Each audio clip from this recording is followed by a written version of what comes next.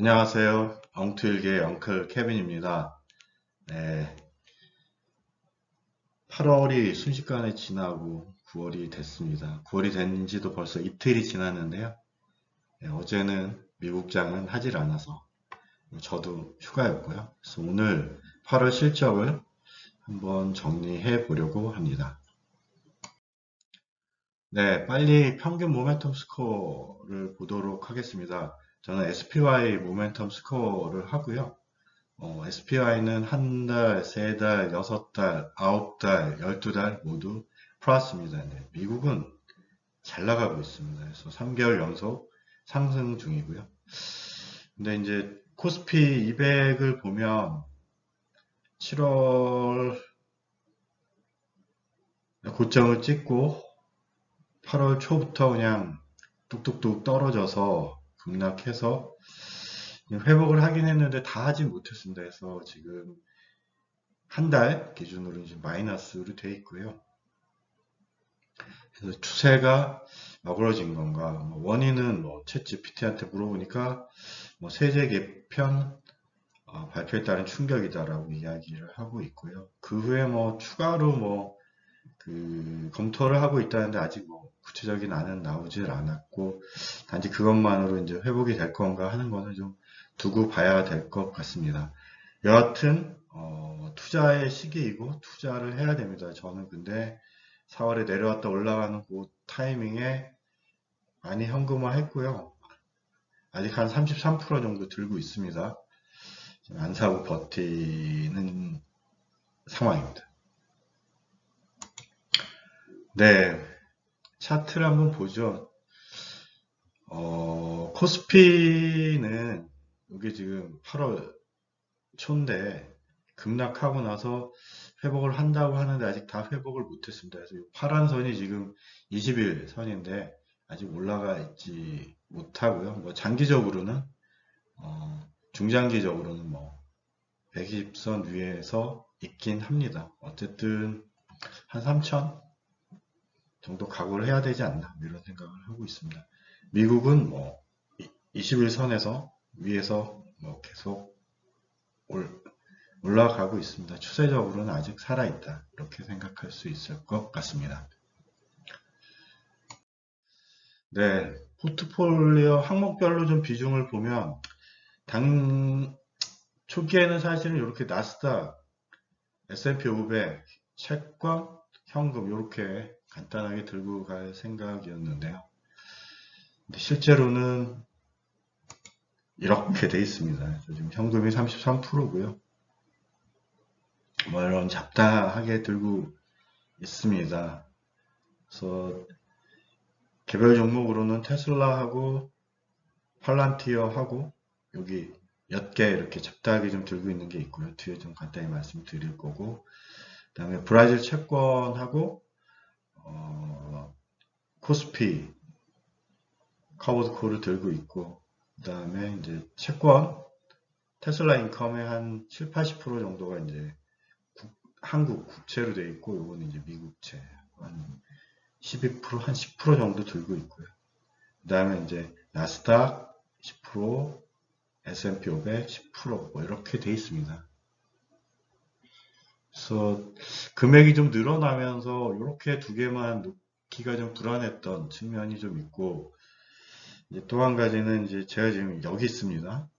내년에 이제 정년 퇴직을 하게 되는데 어쨌든 그 현금 흐름 관련돼서 커버드 콜에 대한 어떤 테스트 같은 거가 좀 필요할 것 같아서 이 커버드 콜을 좀 넣다 보니까 좀 복잡해졌고요. 이게 어떤 게 좋은지 몰라서 이것저것 넣다 보니까 그 나스닥도 두 개나 되고 S&P 500도 두 개나 되고 이렇게 흩어져 있습니다. 나쁘지 않은 것 같고요. 그래서 일단은 국민연금 나오기 전까지는 퇴직연금이랑 그다음에 연금보험으로 좀 버틸 생각이고요. 일단 좀 사정이 여의하면 퇴직연금을 다만 몇 년이라도 좀 미뤄서 받는 양을 좀 늘려야 되지 않을까 이런 생각을 하고 있습니다. 그래서 어쨌든 제일 중요한 거는 내년 정년 퇴임 후에 국민연금 받을 요 시기에 내가 어떤 일을 할 수 있느냐 하는 게 사실 제일 중요할 것 같습니다. 이제 그 후에 개인연금이나 개인 투자 쪽에서 이제 연금이랑 같이 수입을 만들어서 대응을 할 생각입니다. 네, 뭐 각 계좌별로 한번 실적을 보겠습니다. 먼저 퇴직연금은 뭐 이런 것들이 들어가 있는데요. 한 1%가 안 됩니다. 한 0.7% 정도 지금 개선이 됐고요. 그 다음에 개인연금하고 ISA 쪽에는 뭐 이렇게 들어가 있습니다. 그래서 얘는 한 1.1% 정도 개선이 됐고요. 그 다음에 테슬라하고 팔란티어 들어있는 이쪽은 테슬라가 한 3% 올랐고 팔란티어가 한 1% 빠졌습니다. 그래서 한 2.4% 정도 올라 있고요.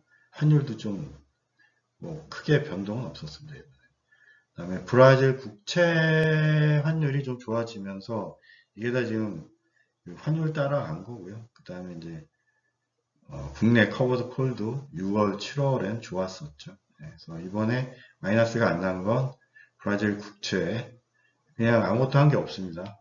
환율하고 금리가 변동이 되면서 얘네가 이제 그 수익이 난 걸로 그냥 장부상에 개선된 걸로 되어 있습니다.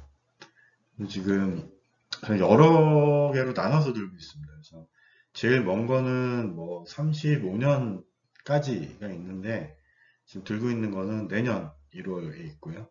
29년 1월, 31년 1월, 33년 1월, 그래서 30, 30, 30, 10 뭐 이렇게 들고 있습니다. 그래서 다음 내년 초에 또 얘랑 그 이자를 받으면 이제 33년 쪽에 들어갈 거고요. 그 다음에 받는 이자들은 또 35년 쪽에 들어갈 거고 이렇게 조금씩 그래서 짧은 것도 있고 좀 긴 것도 있고 그렇게 좀 나눠서 들고 있습니다. 네, 투자 종목별로 보면 미국 국채 커버드 콜은 뭐 한 1.12 정도 올랐고요. 테슬라 인컴도 한 2% 정도 올랐습니다. 그 다음에 미국 나스닥 커버드 콜은 뭐 별로 안 올랐고요. S&P 500도 한 1.12 이렇게 올랐습니다. 그리고 이제 배당 이제 빠져서 그런 거고요.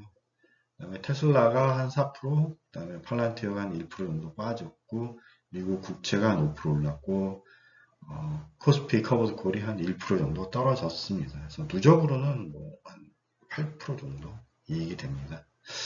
그래서 브라질 채권 관련돼서 한번 얘기가 해보고 싶어서 간단히 준비를 했습니다.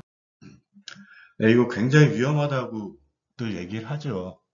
그리고 이제 뭐 실제로 여기 들어가서 망했던 사람들도 있습니다. 네, 저도 좀 망했었고요.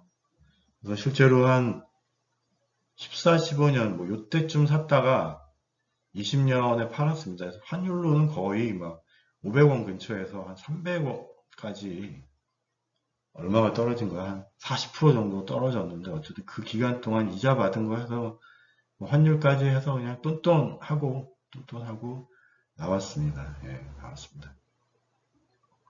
이번에 산 거는 이제 24년 말에 산 거니까 뭐 요때 샀고요. 한 260원 정도에 샀는데 올해도 한 230? 뭐 그 정도까지 떨어졌었죠. 그다음에 금리도 그때 한 11, 12%그 사이에 있었는데 15%를 한번 찍으면서 최저로 떨어졌을 때는 이게 한 15%, 20% 정도까지 떨어져 있었고요.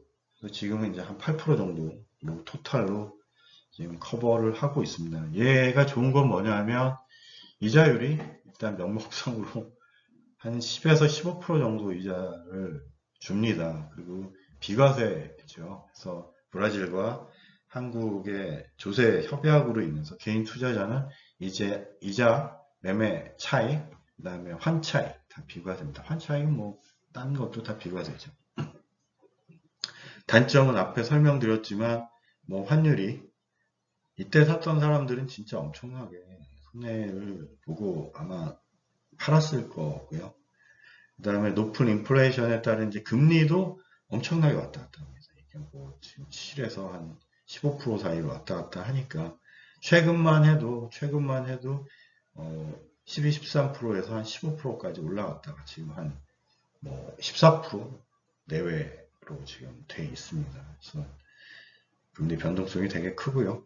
그다음에 국가 신용 등급이 투기 등급입니다. 그래서 굉장히 위험하다라고 돼 있고, 그럼에도 불구하고 뭔가 좀 비과세와 높은 이자율 쪽에서 진행을 한다고 하면 많이 들어가면 안 될 것 같습니다. 3에서 5% 정도. 진짜 여유자금으로 끝까지 버틸 수 있어야 되고, 이제 환율을 계속 봐야죠. 환율을 계속 봐야 하고, 그다음에 금리도 봐야 합니다. 그래서 이제 장기 투자로 금리가 왔다 갔다 하는 거는 그냥 만기까지 들고 있으면 그냥 받으니까 장기 투자를 하라고 하는데, 제 생각에는 좀 여차하면 나올 수도 있게, 아니면 대응을 할 수 있게 장기하고 단기를 좀 나눠서 들고 있는 게 좋지 않을까 이런 생각을 하고 있고요. 어쨌든 이게 달러로 바꿔서 뭐 헤알로 갔다가 다시 또 헤알에서 달러에 원으로 오고 뭐 이러는 과정에 떨어지는 돈들이 되게 많습니다. 그래서 비용 문제도 해서 많이 거래할 수 있는 건 아닌 것 같습니다. 그다음에 계속 보고 있어야 돼요. 뭐 정치나 경제나 외교. 얼마 전에 그 미국이랑 관세도 뭐 50%를 한 해 만에 지금 또 중국가 있죠. 네, 뭐 이렇게 하고 있으니까 그 브릭스랑 또 막 이렇게 외교를 하고 있어서 하여간 뭐 남미의 가장 큰 나라긴 하지만 안정성은 떨어진다. 되게 위험하다. 알고 들어가지 않고 좋은데 하고 들어갈 만한 종목은 아닌 것 같고요. 뭐 적당한 비중으로 찐 여유 자금으로 한번 트라이 해볼 만은 하다. 네, 저도 조금 들어가 있습니다. 네, 9월 계획을 말씀드리겠습니다. 사실 8월에 또 팔고 사고 한 게 없어요. 한 거는 배당, 아까 커버드 콜 배당 나온 것도 지금 투자하는 것만 지금 하고 있고요. 지금 한 6대4 정도로 이렇게 들고 있습니다. 연금 수령은 상황에 따라서 한 10년 정도로 일단 늘려서 많이 받을 수도 있고 적게 받을 수도 있잖아요. 제가 이제 정년 퇴임 후에 직장이 어떻게 될지 모르니까 이제 그 상황에 맞춰서 하려면 한 10년 정도로 늘려야 되고 받는 거는 뭐 최대한 땡겨 받으면 5년에 끝낼 수도 있다 이렇게 생각을 하고 있고요. 개인연금은 이제 배당 재투자를 기본으로 하고 있고 한 달에 뭐 일정 금액을 지금 월 적립을 하고 있습니다. 그래서 현재는 커버드 콜로만 하고 있는데 향후에 이제 좀 정리가 되면 ISA 쪽에 좀 넘어오고 뭐 이러면 이제 하락시 회복력을 좀 개선을 하기 위해서 그냥 커버드 콜 말고 지수 ETF로 한 30에서 절반 정도를 지금 확보를 하려고 합니다. 투자 계좌는 그냥 버티고 있고요. 혹시 이번에 뭐 조정을 해서 테슬라나 팔란티어가 좀 뭔가 좀 원하는 가격으로 떨어지면 좀 추가로 살 생각이고 일단은 그냥 들고 가고 있습니다. 그 다음에 코스피 200 커버드 콜 뭐 재투자 나오면 할 것이고요. 국채는 뭐 9월에 나오지 않죠. 7월, 1월 이렇게 나오니까 뭐 그냥 계속 들고 갈 거고요. 기타로 지금 한 아까 옆에 한 1% 있는데 SMR하고 아이온Q하고 ARKK를 좀 보고 있습니다. 지금 중소형이 좀 활발하게 움직이고 있어서 뭐 선뜻 들어가기는 사실은 현금 33% 들고 있는 제가 할 일은 아닐 것 같고 여하튼 뭐 어떻게 움직이는지 보려고 한 1% 정도가 지금 들어가 있고요. 이거는 뭐 크게 늘릴 생각도 아직은 없습니다. 9월 중엔 없습니다. 네, 그래서 혹시 뭐 이렇게 많이 좀 밀려주면 그때 가서 한번 판단을 하려고 합니다. 네, 여러분의 성공 투자를 기원합니다. 9월이 어떻게 될지 가장 안 좋은 달이라고 하는데 뭐 그래도 잘 견뎌주기를 기대하면서 여러분의 성공 투자를 기원합니다. 끝까지 들어주셔서 감사합니다.